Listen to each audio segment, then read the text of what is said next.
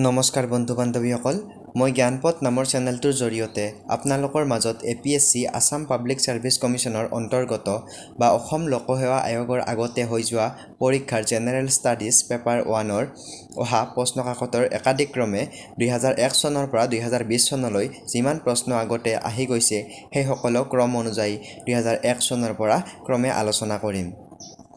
মই আজি এই ভিডিঅ'টোত 15টা মুঠ প্ৰশ্ন আলোচনা কৰিম। যদি মোৰ এই APSC কুৱেশ্যন পেপাৰ সলভ সিৰিজটো ভাল লাগে তেন্তে ভিডিঅ'বোৰ শ্বেয়াৰ কৰিব। আহক আজি আমাৰ প্ৰথম প্ৰশ্নটো চাওঁ।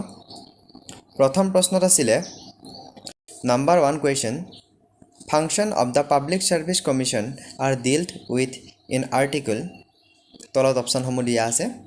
অপশ্যন নম্বৰ এ দিয়া আছে 217 of the constitution, B 318 of the Constitution, C 319 of the Constitution, and D 320 of the Constitution.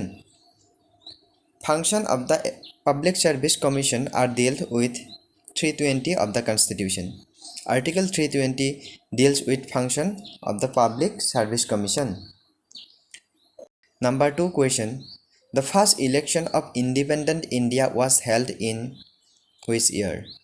A 1951, B 1952, C 1953, and D 1954. Answer is B. General election to the first Lok Sabha since independence were held in India between 25th October 1951 and 21st February 1952. ভাৰতৰ স্বাধীনতাৰ পিছৰ প্ৰথম election যিখন সেইখন 1951 চনৰ 25 অক্টোবৰৰ পৰা 1952 চনৰ 21 ফেব্ৰুৱাৰীলৈকে চলিছিল। Third number question The inaugural meeting of the Constituent Assembly of India was presided over by যিটো সংবিধান সভাৰ প্ৰথম বৈঠক হৈছিল সেই বৈঠকত কোনে সভাপতিত্ব কৰিছিল?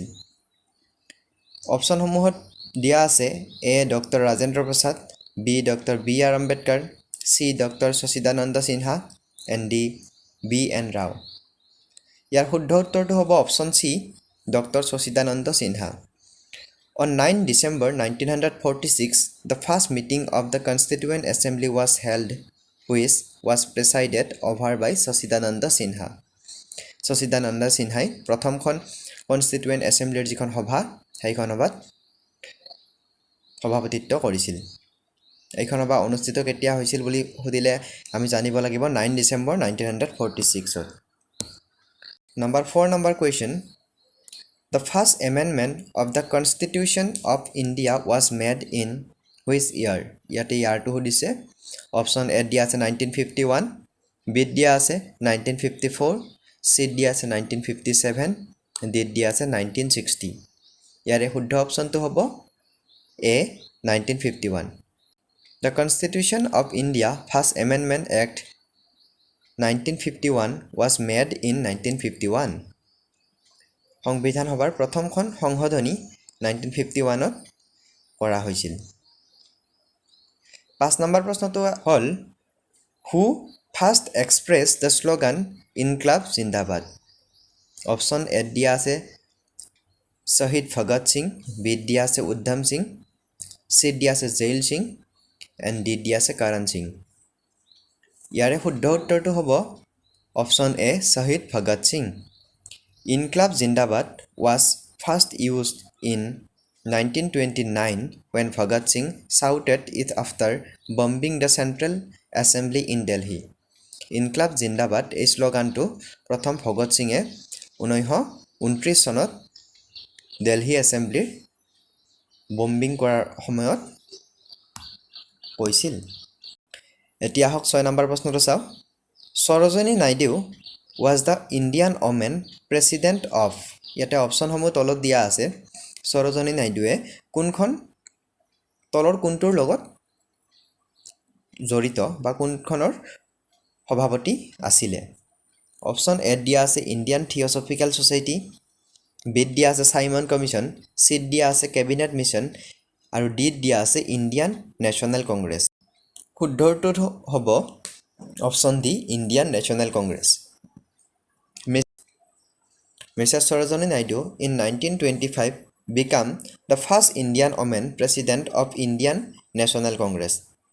ভাৰতীয় জাতীয় কংগ্ৰেছৰ প্ৰথম মহিলা সভাপতি সৰোজিনী নাইডু আছিলে 1925 চনত। এতিয়া হক 7 নম্বৰ প্ৰশ্নটো চাও। The Quit India resolution was passed by the Congress in Bombay in which year? ইয়াতে ইয়াৰটো সুধিছে। অপচন সমূহত দিয়া আছে। অপচন এ দিয়া আছে 1942, বি দিয়া আছে 1943, সি দিয়া আছে 1944 আৰু ডি দিয়া আছে 1945। Quit India resolution was passed by Congress in 1942. ইয়াৰ অপচন এ টো শুদ্ধ হ'ব। এতিয়া হক আমাৰ 8 নম্বৰ প্ৰশ্নটো চাও। Who was not the Chief Minister of Assam in independent India? যিসমূহ মই প্ৰশ্ন আপোনালোকৰ মাজত আলোচনা কৰি আছো, এইসমূহ প্ৰশ্ন যোৱা 2001 চনৰ APSC প্ৰিলিমছৰ ফাৰ্ষ্ট পেপাৰত আহিছিলে। তো সেই প্ৰশ্নসমূহৰ মই আলোচনা কৰি আছো। আপোনালোকে যদি ভিডিওটো ভাল পায় তেতিয়াহ'লে লাইক, কমেন্ট আৰু শ্বেয়াৰ কৰিব। 8 নম্বৰ প্ৰশ্নত সুধিছিলে Who was not the Chief Minister of Assam in independent India? স্বাধীন ভাৰতৰ কোনগৰাকী তলত উল্লেখ কৰা কোনগৰাকী অসমৰ মুখ্যমন্ত্ৰী নাছিলে? ভাৰতখন স্বাধীন হোৱাৰ পিছত অসমৰ মুখ্যমন্ত্ৰী যিসমূহ আছিলে তাৰ ভিতৰত তলত দিয়া কোনজন স্বাধীনতাৰ পিছৰ মুখ্যমন্ত্ৰী নহয়? অপচন এ দিয়া আছে গোপীনাথ বৰদলৈ, বি দিয়া আছে ছাৰ মহম্মদ সাদুল্লা, চি দিয়া আছে বিষ্ণুৰাম মেধি আৰু ডি দিয়া আছে বিমলা প্ৰসাদ চলিহা। শুদ্ধ উত্তৰটো হ'ব option B, sir Mohammad Sadullah. Syed Mohammad Sadullah was the Chief Minister of Assam from 1st April 1937 to September 1938. Mohammad Sadullah আছিলে চিফ মিনিষ্টাৰ আছিলে, কিন্তু তেখেত আছিলে ভাৰতৰ স্বাধীনতা হোৱাৰ আগত। এতিয়া হক 9 নম্বৰ প্ৰশ্নটো চাও। Who was Sir Akbar Hydari? Akbar হায়দাৰী কোন আছিলে?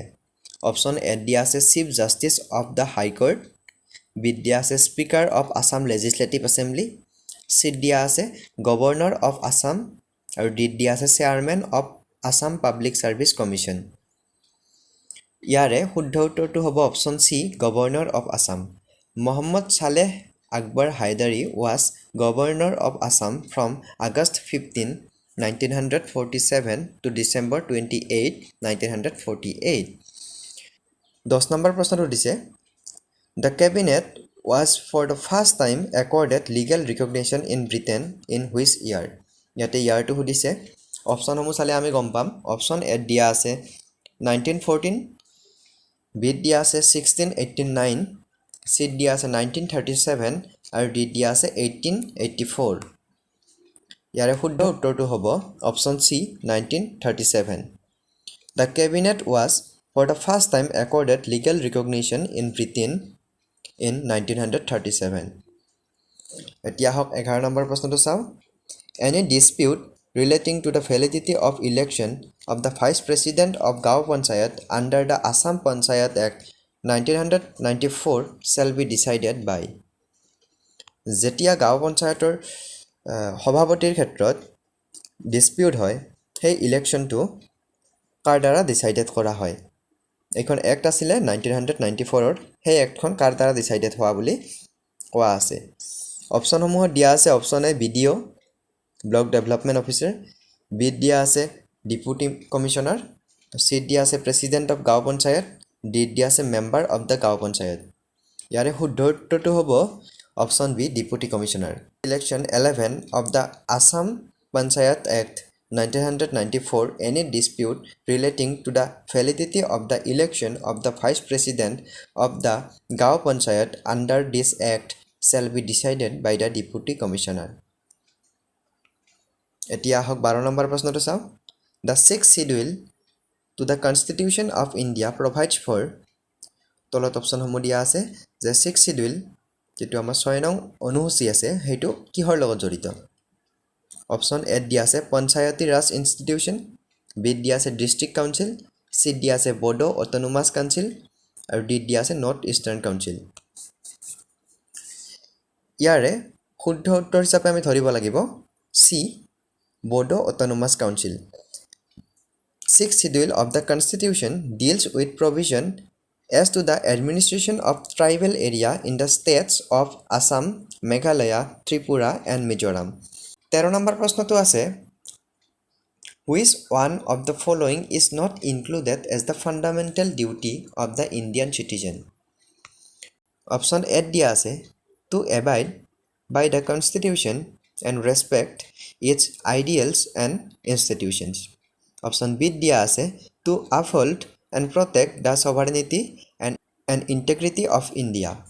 Option C দিয়া আছে to develop romper temper.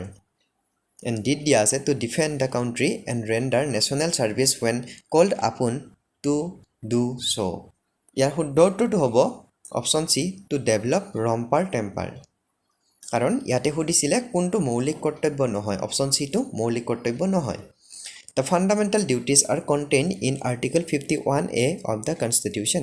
আমাৰ মৌলিক কৰ্তব্যসমূহ ভাৰতীয় সংবিধানৰ 51A অন্তৰ্ভুক্ত হৈ আছে এতিয়া হক 14 নম্বৰ প্ৰশ্নটো চাও Who among the following was not a member of the drafting committee of Constitution? আমাৰ ভাৰতীয় সংবিধানৰ তলত উল্লেখ কৰা কোনজন ড্ৰাফটিং কমিটি জড়িত নাছিলে অপশ্যন এ দিয়া আছে B.R. Ambedkar, বি দিয়া আছে K.M. Munshi, চি দিয়া আছে জৱাহৰলাল নেহেৰু, ডি দিয়া আছে মোহাম্মদ সাদুল্লা ইয়াৰে শুদ্ধ উত্তৰটো হ'ব C Jawaharlal Nehru The members of the drafting committee of the constitutions were B.R. Ambedkar, তেওঁ চেয়াৰমেন আছিলে N. Gopalaswamy Iyengar, Aladi Krishnaswamy Iyer, K.M. Munshi, Syed Mohammad Sadullah, N. Madhav Rao, D.P. Khaitan. T. Krishnamachari after Khaitan death in 1948. T. Krishnamachari আগতে যি D.P. Khaitan আছিল তেখেতৰ মৃত্যুৰ পিছত T. Krishnamachari 1948ত drafting কমিটিত entry হৈছিলে এতিয়া হক আজি আমাৰ শেষৰটো প্ৰশ্ন চাও 15 নম্বৰ প্ৰশ্নত আছে In which of the following state Article 360 is not applicable? এইটো প্ৰশ্নটো 2001 চনত আহিছিলে তো হেতু প্ৰশ্ন এতিয়া সুধিলে আমাৰ উত্তৰটো ফুল হ'ব তো অপচন এ দিয়া আছে নাগাল্যান্ড বি দিয়া আছে জম্মু কাশ্মীৰ সি দিয়া আছে মণিপুৰ আৰু ডি দিয়া আছে মিজোৰাম এইটো শুদ্ধ উত্তৰ 2001 চনত আছিলে জম্মু এণ্ড কাশ্মীৰ কিন্তু এতিয়া 360 এপ্লিকেবল হয় ধন্যবাদ আপোনালোকে অতি ধৈৰ্য সহকাৰে মোৰ 15টি প্ৰশ্ন চোৱা বাবে আজিৰ ভিডিঅ'টি ইমানতে সামৰিছো ধন্যবাদ জ্ঞাপন কৰিছো ভিডিঅ'টো যদি ভাল পাইছে তেতিয়া হলে লগৰ বন্ধু বান্ধৱী হৈতে শেয়াৰ কৰিব ধন্যবাদ